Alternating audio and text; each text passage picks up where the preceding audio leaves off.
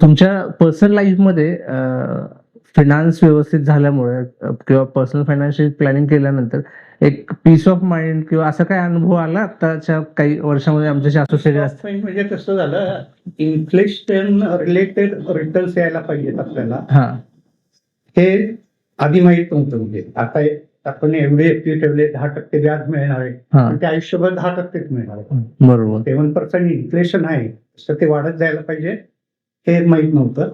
हे तुमच्याशी डिस्कशन झाल्यावर हे लक्षात आलं.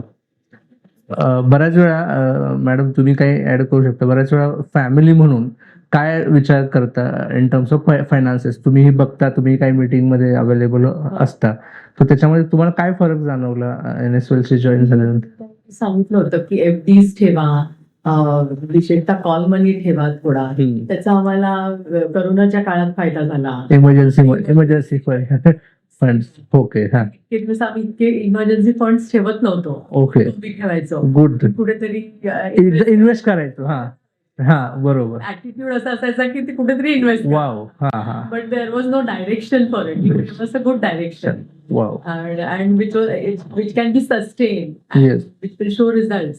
ग्रेट. लॉंग टर्म रिझल्ट दिसतील असे तुम्ही आम्हाला छान डायरेक्शन दिले. ओके. तर आम्हाला फायदा झाला. म्हणजे आता आम्हाला फ्युचरची काळजी नाही वाटत. ऍब्सोल्युटली. म्हणजे हा मोठा एक side. आणि तुम्ही हा मुद्दा म्हणला अतिशय महत्वाचा आहे. बऱ्याच लोकांना पैसे एकदा आले की कधी इन्व्हेस्ट करू ह्याच्या हा फोकस असतो, रादर दॅन आपल्या बाबा 6 महिन्याचे 1 वर्षाचे पैसे आपल्याला लिक्विडेबल पाहिजे तेव्हा मिळावे, हा फोकस. कारण की त्या लिक्विडेबल पैशाला जास्त रिटर्न नाही मिळत, पण तुम्हाला पाहिजे तेव्हा ते पैसे मिळणं हे अतिशय महत्वाचं असतं.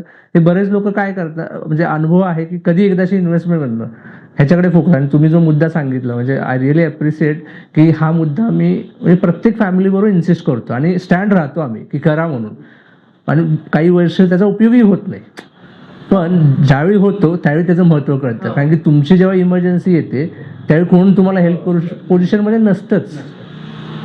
आणि दॅट इज वेअर इमर्जन्सीचा किंवा त्या फंडचा उपयोग होतो. आज तुम्ही काम करताय ह्या प्रोफेशनमध्ये डॉक्टर म्हणून, आज म्हणजे तुमच्या मुलांचे एज्युकेशनचे गोल्स काही अचीव्ह झाले, याच्याबद्दल काय अनुभव? की तुम्ही जे प्लॅनिंग केलेलं होतं, काही गोल्सला काही पैसे तुम्हाला काढता आले, तो कसा अनुभव वाटला? आता माझ्या मुलाला IIM ला मिळाले ऍडमिशन. Yes. फी खूपच जास्त आहे. ओके.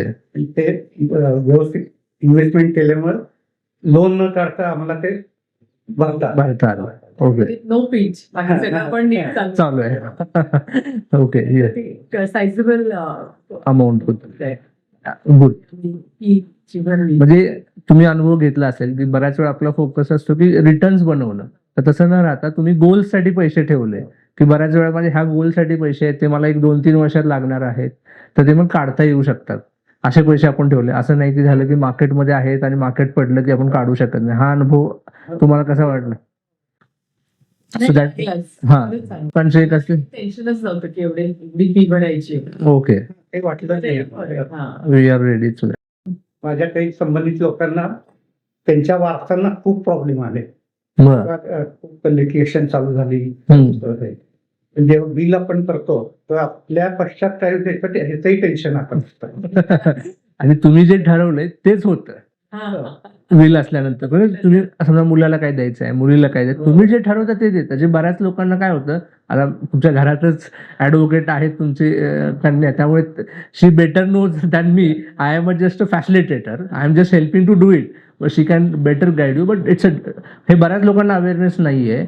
आज आम्ही हे इन्सिस्ट केलं की काढून देतो. कारण की बऱ्याच वेळा कसं होतं की विल मी कुठे चाललोय अशी परिस्थिती होते. किंवा आज आपणही बघितलेले आहेत की आकस्मिक निधनाने जे काही पैसे येतात, सहज येतात, कुणाला सेकंड जनरेशनकडे, मुलांकडे येतात आपल्या, आणि ते पैसे त्यांना हँडल होत नाहीत.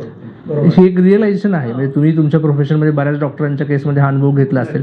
आफ्टर डेथ मुलांच्या हातात जे पैसे आले त्यांना ते हँडल नाही करता आले आणि खूप तोट्यात दिले. अगदी माझ्या जवळचे मित्र. हो का? हा. सो हे जर विल केलं की तुम्हाला लिहून ठेवता येतं की माझ्या मुलाला पैसे कसे मिळावे, कोणत्या कारणासाठी यावे. And that's a biggest advantage of having will. Yes, good. म्हणजे हा एक मोठा मुद्दा तुम्हाला कळला की विल प्लॅनिंग. आणि आम्ही ऍक्च्युली ते इन्सिस्ट करतोय की करा म्हणून. आणि परफेक्शन नसतं, it's a practice. It's like a doctor. आपण जसं आता एक लेवलला आहे, पुढच्या लेवलला आणखी त्याच्यामध्ये काय ऍड, तसं आम्ही ऍड करत चाललो त्याच्यामध्ये.